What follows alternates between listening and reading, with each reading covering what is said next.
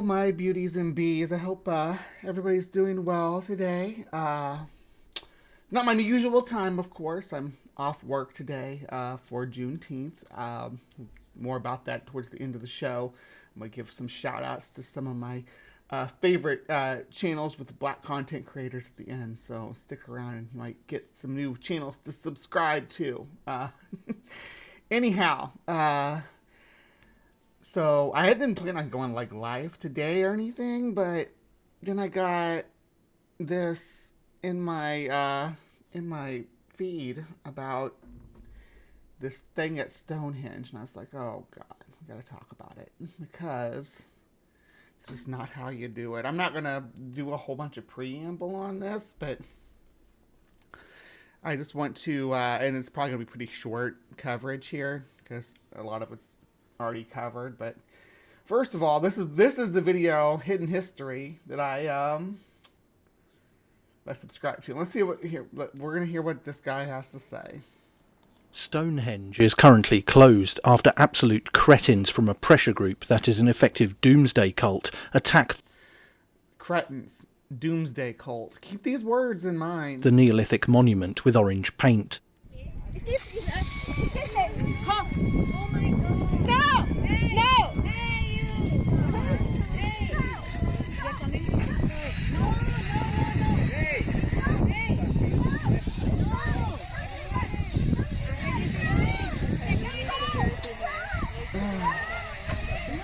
I've watched this a few times, so.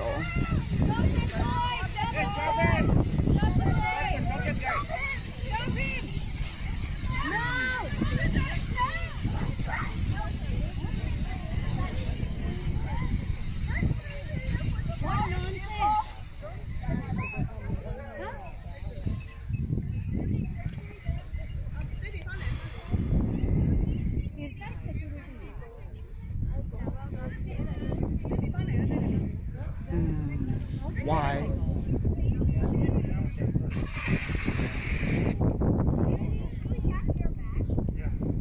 Alright. As you can see from that video, the idiots burst through barriers to douse the World Heritage Site with canisters of orange paint. Visitors attempted to stop them but were unable to do so. As with other protests, I refuse to name the group responsible or quote them, as I care nothing for their misbegotten cause or their sickening methods. So far, I do care about their cause, though. Their cause is my cause, and that's the fucking problem right here. That's what we're gonna get into. I'm gonna let this channel. Wiltshire Police have not released a statement on the attack on any of their usual media channels. My only hope is the paint is easy to remove without damaging the stones, and that those responsible get lengthy prison terms. Though I'm not holding my breath on either of those. I'll look to update this story as it moves on. That's it for this video for now. I hesitate to say it, but don't forget to like, share and subscribe. Thanks for watching. Bye for now. So, now we have the problem, right? We have the, this is obvious to everybody, right? This is not just something I'm just seeing here. I'm an environmentalist, right? I want to fight against climate change. I want to protest oil. I want this, and he didn't say the name of it, but there's no sense in hiding it because we're gonna have to cover a lot of their crap. This is from Just Stop Oil is the activist group, and what they're doing. Someone is pushing someone like this Hidden History, who is probably has a pretty good take on climate change. I imagine someone with a channel about history. But let's see, what do you got? What kind of content do you got? Hidden History. Yeah, talking about Otzi and looking at different fossil dig sites and stuff like that. A lot of Neolithic stuff, it looks like. So you're taking someone like this who would undoubtedly be an ally to you, right? Someone who would say, you know, climate change is detrimental to to these World Heritage sites too. So we're on the same team. But instead of doing that, they go and do something stupid like this. This is the young person that was on site there as well. Let's hear what they have to say. You saw this person in the video. They were the younger person. My name's Neve, I'm 21 and I'm a student at the University of Oxford. Today I'm taking action with Just Stop Oil to demand that the UK government commits to signing the Fossil Fuel Non-Proliferation Treaty and promises to stop burning fossil fuels by 2030. To refuse to do so is to warrant death, destruction and suffering on an absolutely immense and immeasurable scale. Today we'll be taking action at Stonehenge the day before the solstice. For thousands of years, people have come to Stonehenge on the solstice to celebrate. Right, because it's an important World Heritage site that has nothing to do with oil. The big oil industry is just as, and we're going to look at it in a second here, is just as vulnerable and at risk because of climate change as any other site in the world, ancient site. They're all have environmental factors that could damage or cause further deterioration of these different sites that were some in Stonehenge is just the tip of the iceberg on that. But you could actually use Stonehenge and the risk to Stonehenge to spread a message. You could, and again, we're going to talk about that, but instead you choose to vandalize it on a day when, and I'm not a neo-pagan anymore. I was at a certain point in my life. I understand that to a lot of these traditions that practice earth magic, and I'm not trying to disparage them or anything, but the solstice is important to them, and the location of Stonehenge is important to them as part of their belief system and things like that. You're vandalizing someone's religious center basically on their holiest day. So you're just you're at that point you're not trying to be an eco-terrorist, I guess. You're being just a regular religious terrorist, which is much, much worse. Our natural world, to celebrate the beauty of our natural world. But I can't help thinking... Okay, it's not about the natural world. It is about the natural world, but Stonehenge isn't part of the natural world. Let me rewind that. People have come to Stonehenge on the solstice to celebrate our natural world, to celebrate the beauty of our natural world. But I can't help thinking, what does it look like today and what the heck have we done to it? These stones are... Okay, that's fine. You can think about that stuff and live and play that out in your head. Use that message. Stood here for 5,000 years. What will the world look like in 5,000 years' time? What will our legacy be? Becoming ever more clear that we end the fossil fuel era, or the fossil fuel era ends us. Okay, you could use Stonehenge as part of your messaging here without vandalizing it. Now, fortunately, the orange cornflower we use will soon wash away with the rain, but the urgent need for effective government action to mitigate the catastrophic consequences of the climate and ecological crisis will not. So, it's cornflower to wash off, but it's not unless it rains tonight, or someone comes out there and hoses it down. It's going to be on there for the solstice when people come to see it align and everything. I know it's a little bit off now because it was made so long ago, but to see it to see the alignment, that's what people show up for the solstice to see. And now you got your big Cheeto prints all over it. That's not cool. Why? I just don't understand it. And I agree with Terry here. So basically, let's defame a site that has no connection with oil in the environment, that has stood the test of time through tribalism, Roman and Norman occupation, and the centerpiece for all things spiritual on these great isles. Yeah, and I mean, that's a little poetic, but for real, that's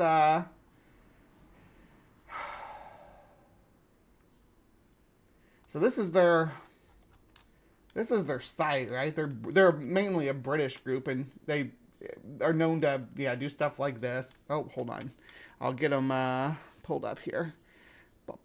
There we go. All right, so this is their website. I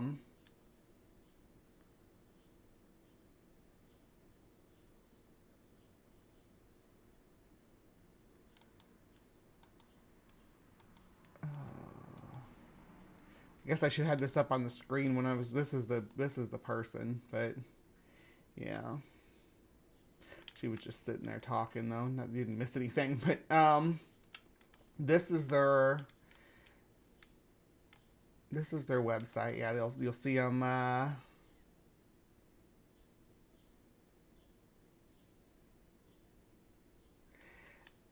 see them. They dousing airplanes. Now that makes sense to me because air travel is a problem. There's a lot of emissions from air travel. So mitigating air travel is an issue. Or I think the air travel just needs to be streamlined. Honestly, I think air travel needs to be globalized, but you'll never get that in today's political climate. So it's just like people talk about traffic and emissions from cars and stuff. High-speed rail's the answer. We could fix that all across the United States, from Canada to Mexico, from the Atlantic to the Pacific. We could have high-speed rails. They just won't. And you could even have high-speed rails that connect into stations with regular rails that take you into smaller depots and things like that, like bus stops. Once you're there, I think that would mitigate a lot of the traffic issues we have in the U.S. and also a lot of the eminent domain stuff that affects infrastructure and is used for for nefarious purposes like gerrymandering districts around them. So, but I can understand doing the jet, and if you're willing to get the fines for the jet, that's fine. I don't understand Stonehenge. I don't understand what you're trying to gain, unless you're trying to gain enemies from people who would normally support your message. Is that what you're trying to gain from people who would care about World Heritage Sites, who would probably care about World Heritage Sites enough to not want climate change to cause their deterioration? Yeah, because NJ, this NJ the Hoppy Bunny, has actually shared with me this old report from back in 2016, talking about moles, because the warming of the British island, the moles that generally stick to more southern climates are moving north and will increase in populations around the region in which Stonehenge rests. And I don't know if any of you all have ever dealt with like a serious mole infestation, but they can undermine like patios and stonework and stuff like that. They're going to be able to potentially undermine Stonehenge too. Is the real risk. Let's see, where was it? We may never unlock the mystery of Stonehenge, the monumental circle of stone monoliths erected by the ancient Wiltshire United Kingdom, but a new report from the United Nations offers a surprising prediction on what could bring the historic site down. Moles. That's right, small burrowing mammals could potentially lead to Stonehenge's collapse should the number of moles in their ilk continue to rise along with temperatures affected by climate change. The Daily Mail reported that the Union of Concerned Scientists, the UCS, and the United Nations Educational, Scientific, and Cultural Organization and the United Nations Environmental Program have issued a joint report noting that warmer winters are likely to bring higher populations of burrowing mammals, including badgers, moles, and rabbits, which may destabilize stonework and disturb buried archaeological deposits. Stonehenge's slabs weigh up to 40 tons each, so there will be obviously need to be a lot of moles before the World Heritage Site is affected, but it is far from the only historic site at risk. However, the report identifies erosion and rising water levels as major climate change-related threats to historically and culturally significant places around the world. Now, this was back in 2016, right? This was, they were talking about this and using Stonehenge to spread a message about these different organizations, right? All these organizations listed right here, using Stonehenge to spread a message about the risk that climate change has to these World Heritage Sites. You know? And yeah, they're huge stones. It would take a lot of moles to destabilize the whole thing. But there's smaller stones that are included inside this work, and maybe you can see it better in the video here. Let's see. You can kind of see the smaller stones back in there. See them? That could easily be destabilized. Those are like no bigger than the grave markers. And if you ever seen that's a good example. Have you ever seen a graveyard, cemetery that is, especially an older one, that has been overrun by moles, and how all the stones are leaning and toppled, and yeah, that's what moles can do, and these smaller stones would be subject to that. And I'm an activist. I'm sitting here as an activist right now, telling you that this is not the way to do this stuff. This is not the answer. I'm so relieved to find out that this is just corn flour, but I'm disgusted to find out that the only reason that they did it the day that they did is to try to ruin people's solstice celebration, right?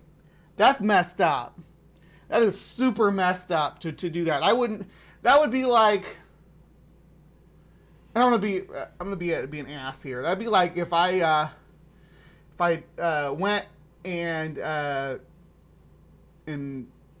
spray painted boobs on the Shroud of Turin right in front of Otangelo. That would just be cruel and unnecessary. I wouldn't rise above that kind of treatment towards people, especially the people aren't your enemies. And it doesn't even matter if they are your enemies. If they're your potential allies, you don't want to make enemies of people who care about World Heritage Sites but are kind of lukewarm to climate change. You don't want to cause violent shifts like you did with Hidden History here. A violent shift towards not caring about your cause at all. Because now I've lost Hidden History, right? Now my cause has lost Hidden History. Because your methods are not well thought out. This is as an activist, I'm a freaking activist. Yeah, I got boobs. Boom, boom. I'm actually really digging this black tank top look. Kind of sexy. Anyway, so the thing you're doing is actually harming our cause, harming my cause, right? As an environmentalist. And it's looking bleak, guys. I mean, it's looking pretty bleak. Selected significant climate anomalies and events, May 2024. So this is from last month. But it's the most up-to-date I could find. May 2024, global surface temperatures ranked warmest since global recording began in 1850, the 12th consecutive record warm month. The Arctic had its 6th warmest January through May. The Arctic sea ice extent on May tied for the 12th lowest on record. Let's see, we'll go down the left side and kind of work our way down.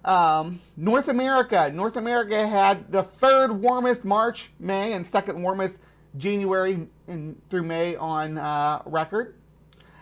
Mexico, a prolonged heat wave brought numerous all-time record high temperatures in the country, enduring widespread drought, and led to dozens of fatalities and many wildlife deaths.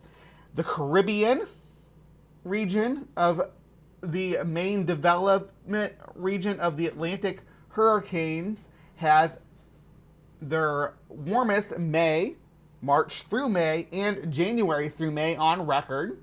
South America had its warmest March through May and January through May on record. Southern Brazil continued heavy rains that began in late April brought unprecedented flooding to the state of Rio Grande do Sul, displacing more than 500,000 people and causing more than 160 deaths.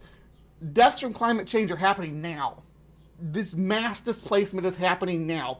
Millions of people, that's an M, millions of people displaced, right? You can talk about that, but let's go spray paint Stonehenge instead.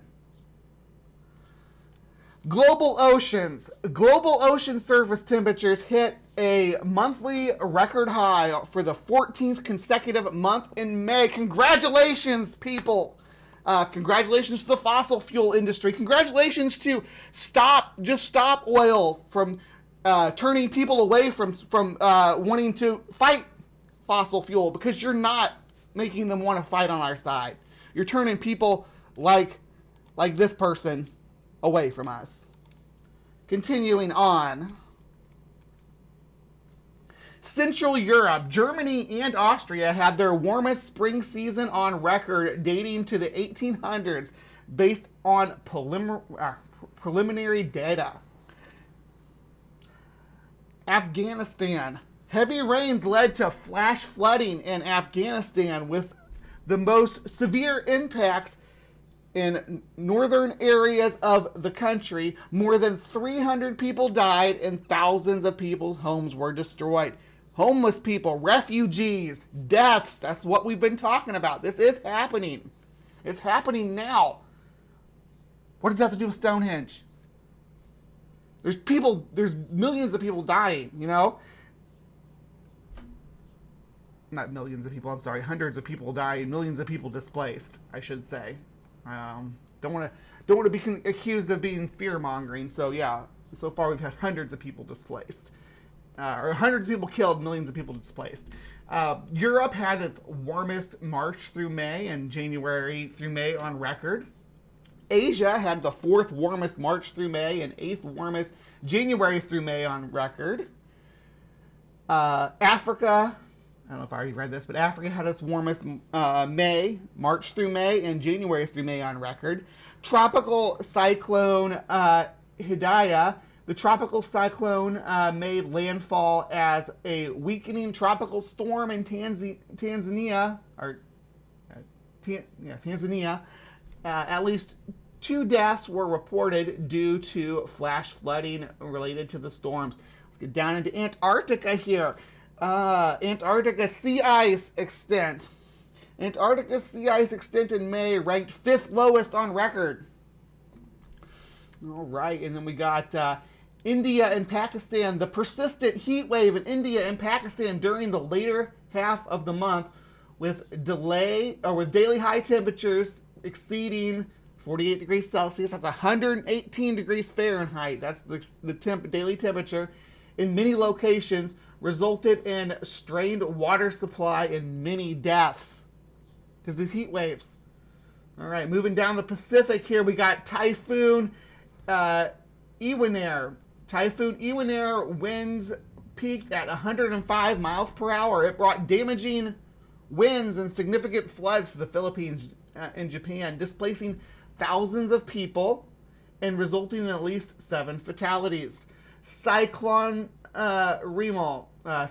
storm Remal made landfall near Bangladesh India border in late May, causing severe flooding and landslides and significant infrastructure and crop damage, and reports of more than 50 deaths and many more injured.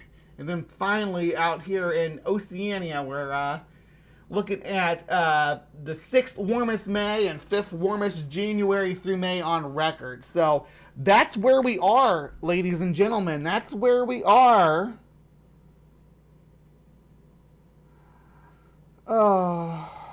So this is not the way, right? This is not the way to combat that, right? Vandalism on ancient monument that's already at risk because of the same thing you're trying to fight against. What are you doing? So again, so relieved to find out that it was just orange cornflower. So it's gonna wash off, and then the site will be fine. But this I don't know what they're planning on gaining here. Spraying cornstarch on Stonehenge that washes off in the rain. A 2-child benefit cap that forces 250,000 children to grow up in poverty. Yeah. I don't understand this type of activism. It's like make enemies with everybody activism that does not do any good for anybody. I like the concept of things like Extinction Rebellion, right? They're good on paper, but you have to. You know the movie? This is going to be kind of out of left field. You know the movie Donnie Darko. Yeah, in Donnie Darko, he would go on his little sleepwalking things and do vandalism, and it seemed random at first. But then they burned down that building, and they found the Patrick Swayze's character's naughty dungeon stuff with the students. So, you know, if you're gonna do vandalism that causes things like to be looked into, then fine. I'm not condoning violent activism. Nobody's ever gotten anything done by peaceful protest alone. It doesn't seem like that's, looking through history, that's never been where change happened. Change always happens where things boil over and the people rise up. So people do need to rise up, but rising up against oil companies, against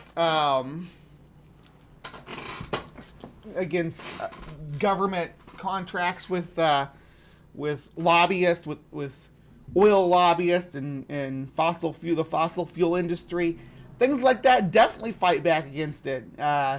Those politicians, those lobbyists, those oil companies, do what you got to do to protest and to let the protest be known. But when you attack an unrelated area just to spread a message, especially an unrelated area that's legacy to us all as a species, right? Stonehenge is a World Heritage Site. So that means that everybody, all the people of the world inherited that. We all own it. It's and it's wonderful to keep something like that alive and thriving. It's so old, thousands of years that's been standing. So that doesn't have anything to do with your message. That doesn't have anything to do with these oil industries. They have these companies have buildings and ships and rigs and everything else that you could go deal with, but you want to be, instead of doing that, which would be the real activism, you want to go someplace that's unrelated and just make a nuisance of yourself, or worse, be a freaking vandal.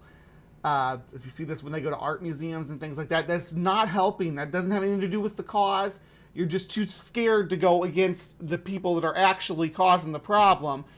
So you'd rather go against some freaking minimum wage museum security guard instead. If you want to protest big oil, if you want to protest lobbies, go to Parliament, go to, in the U.S., go to D.C., go do your activism before the government. Do your activism before the oil companies. Bring attention to what they're doing.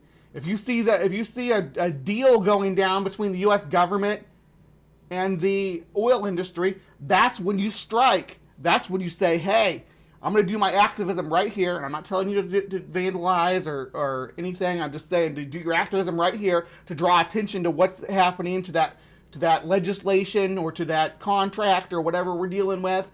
Draw attention to that, right? That's how you do it. You don't have anything to do. It's not going to have anything to do with Stonehenge.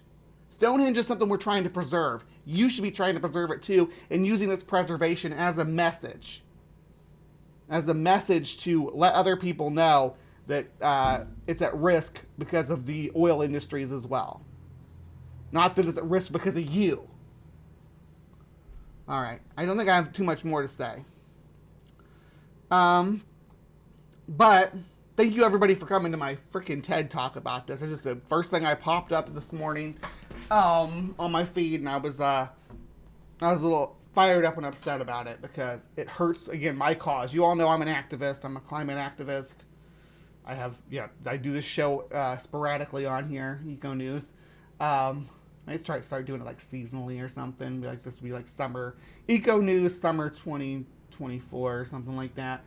Anyway, so I'm going to wrap up EcoNews. I do want to bring up something else real quick here. And that is, I haven't got a chance to say anything publicly about it. And I think I just want to real quick. So, we recently lost Lavender Lady, Diana Clarion. She's been a linchpin for the community for, almost a decade, at least for me. And her loss was an incredible blow to the community. I say fortunately, it was a long time coming. There was a lot of build up to this. She was ill. She knew that her time was limited, and everybody was kind of prepared for it. She did have some deterioration here over the last year or so that was really hard for a lot of people to struggle with. Probably no harder for Diana than anybody, of course, but she always wanted to be here for us and be part of our community and keep people smiling and laughing. I want to thank all the people who did stand by her. You had Purple and Bionic Dance and Mage Grey Wolf. A lot of people really stood by her through this. Beck showed up. Thank you for being such good friends to her. I really appreciate seeing how much love she had even there towards the end from the community. Yeah, so I just wanted to say that, just to say goodbye. We're going to talk about the Lavender Lady further and more in depth on the Thursday show, and that's the Transpositions Weekly, that link that PC just dropped. So yeah, and then I do want to PC, get your links ready because I'm gonna start dropping some names. Okay, so for Juneteenth, I do want to give a shout out to some of my favorite Black content creators that have, some of them have been there for me through a lot of hardship and stood by me and been great friends, wonderful people. And today we celebrate that they were, that their ancestors were freed from bonds. And you know, that's something that can never be repaid, but something that we should always be remembered. We should always celebrate anybody's ability to be free and be and to live their own life. Yeah, I saw that, Native Atheist. I saw part of it. I was in another stream at the time, so I wasn't able to watch it. I was watching the thing with Jay and Stephanie and Ember, but I did see that was going on. And speaking of Jay, I'll start there. Dr. Jay Bundy. You see him as Hunter Biden's laptop sometimes in my side chat, but also Pocket Locker 86 is the channel. He's a biologist. Does a lot of cultural commentary and speaks out about science and religion, gender, all the good stuff. So go check out Jay Bundy if you aren't already subscribed. Of course, Carly Chardonnay Webb of the Transpositions has her own channel where she covers char sports. A lot of the content that you see on the Transposition Sports can also be found on char sports. And Carly is a amazing voice of activism for the trans community and the trans athletes champion. She really is. And Maya Atkinson, it's like one of my bestest friends in the whole world. She's been by me. We went through our divorces together and all this stuff. It was we've been through quite a bit. We've been through quite a bit together. You got also the other half of the Neil 604 Atheist channel is Mikey Feynman, who actually I see out here in my live chat. So I want to give a shout out to Mikey. And yeah, the Transposition's got 200 subscribers. Woot woot. Hey, Wild World, it's good to see you. I hear your Loch Ness Monster videos dropping here pretty quick. If you got a link for that, if you're premiering it, you can drop it now. I'm about to wrap up here. Yeah, but Transposition's got 200. About dang time. Yeah, the Afro Atheist, Miss Esther, obviously is a excellent content creator. Cynthia McDonald, yep, half of the Gin half of the Flava, where Jen and Oz make content over there. Yeah, lots of great content creators that you should check out in the community. All right, well, I think I'm gonna wrap things up here. I'm kind of drawing a blank on who else to shout out, and also I want to kind of enjoy my day off. So I will see you guys around. I'll be popping around, I'm sure. I got some free time that I get to edit and get things ready for the show tomorrow and for the show next weekend for Live from the Hive, which should be a good one. And tomorrow's episode of the Transpositions is going to be a great one as well. We're going to commemorate Lavender Lady. I don't want it to become a eulogy show, but dang, last week we lost Miss Conway, and now we're losing Miss Clarion. We're just gonna have to start just doing obituaries on the channel. My goodness, why we gotta be dropping like flies? It's the worst time. All right, yeah, Uncle Bobby on Gin and Truth, of course. Uncle Bobby's great and he's hilarious. Oh. All right, I may go pop in to Gather now because I'm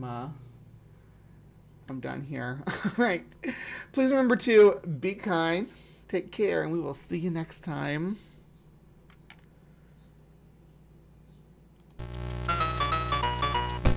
With all the noise, pseudoscience, and political rhetoric clogging the airwaves about transgender people, it can be difficult to understand what's really happening and what's really true.